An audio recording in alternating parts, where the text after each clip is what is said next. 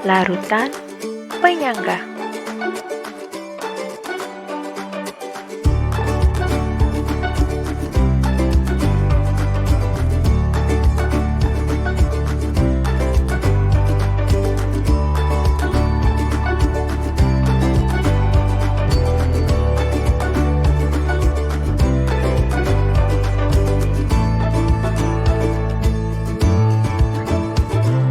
Larutan penyangga atau yang disebut juga dengan larutan buffer merupakan larutan yang dapat mempertahankan nilai pH meskipun ditambah sedikit asam, sedikit basa, atau sedikit air. Mengapa demikian? Hal ini dikarenakan larutan penyangga mengandung zat terlarut bersifat penyangga yang terdiri atas komponen asam dan basa. Komponen asam berfungsi menahan kenaikan pH, sedangkan komponen basa berfungsi menahan penurunan pH.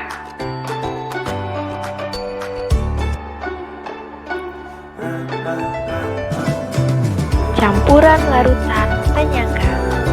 Larutan penyangga dapat dibentuk melalui beberapa cara, yaitu campuran asam lemah dan basa konjugasinya, serta campuran basa lemah dan asam konjugasinya. Pertama, campuran asam lemah dengan garamnya.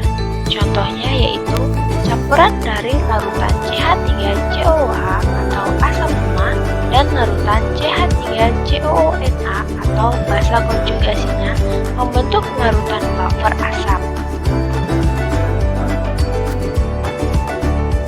Yang kedua, campuran basa lemah dengan garamnya. Contohnya yaitu campuran dari larutan NH4OH atau basa lemah dan larutan NH4Cl atau asam konjugasi yang membentuk larutan buffer basa.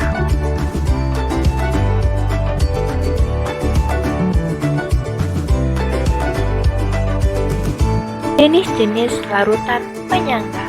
Larutan penyangga dapat terbentuk dari campuran asam lemah dan basa konjugasinya ataupun basa lemah dan asam konjugasinya. Berdasarkan asam basa penyusunnya, larutan penyangga dibedakan menjadi dua, yaitu sebagai berikut.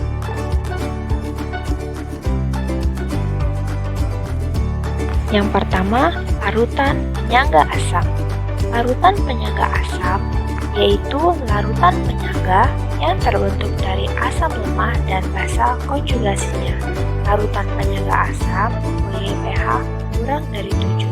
Contohnya yaitu CH3COOH sebagai asam lemah dan CH3COON sebagai basa konjugasinya. Yang kedua, larutan penyangga basa. Larutan penyangga basa merupakan larutan penyangga yang terbentuk dari basa lemah dan asam konjugasinya.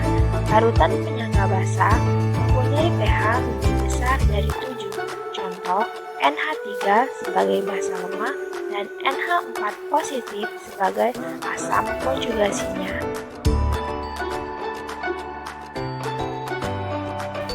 Komponen larutan penyangga. Larutan penyangga bersifat asam. Larutan ini mempertahankan pH pada daerah asam, pH kurang dari 7.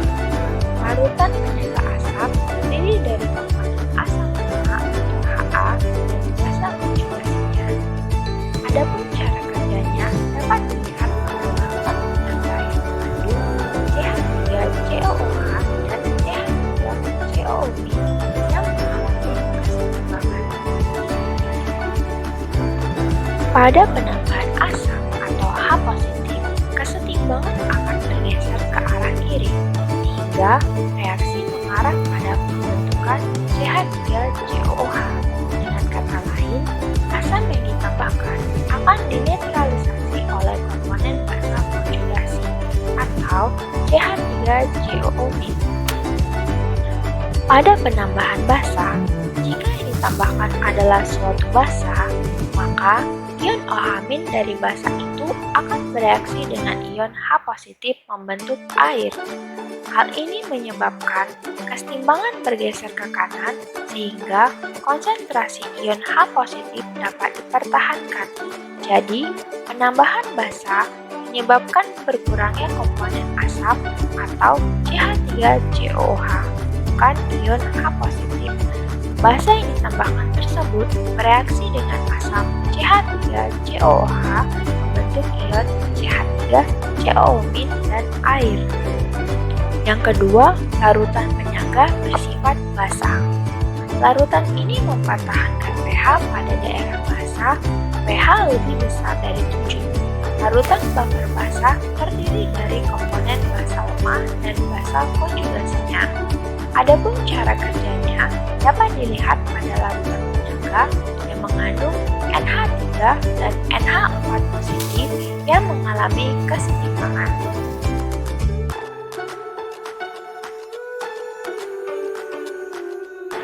Cara kerja larutan penyangga.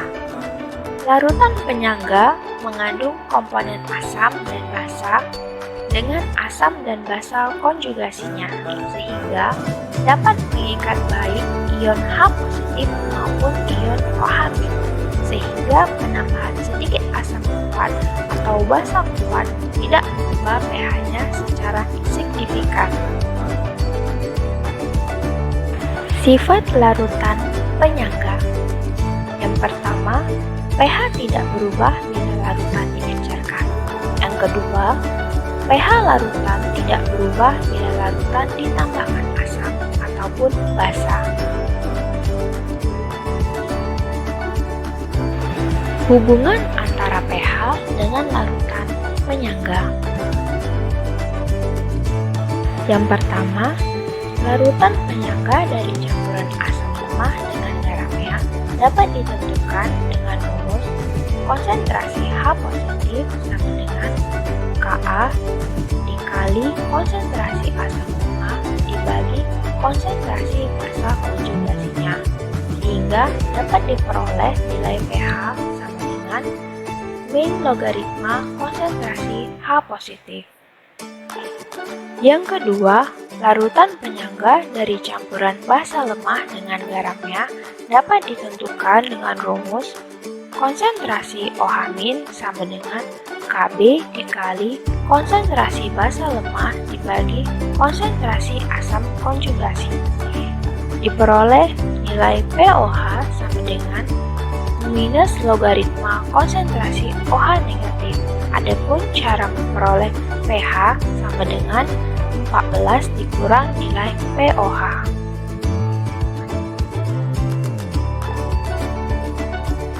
Yang ketiga, larutan penyangga dari asam lemah dan basa kuat. Reaksi antara asam lemah dan basa kuat dapat menghasilkan garam yang anionnya berasal dari asam lemah pembentuknya. Untuk dapat menghasilkan larutan penyangga, jumlah mol asam lemah harus bersisa, sehingga setelah reaksi terjadi akan diperoleh campuran asam lemah atau sisa dan garamnya. Untuk perhitungan digunakan persamaan untuk asam lemah dan basa konjugasinya. Yang keempat, larutan penyangga dari basa lemah dan asam kuat. Reaksi antara basa lemah dan asam kuat dapat menghasilkan garam yang kationnya berasal dari basa lemah pembentuknya. Agar dihasilkan larutan penyangga, setelah bereaksi harus tersisa basa lemah. Cara perhitungannya mirip dengan cara perhitungan pada larutan penyangga yang terbentuk dari campuran asam lemah dan basa kuat.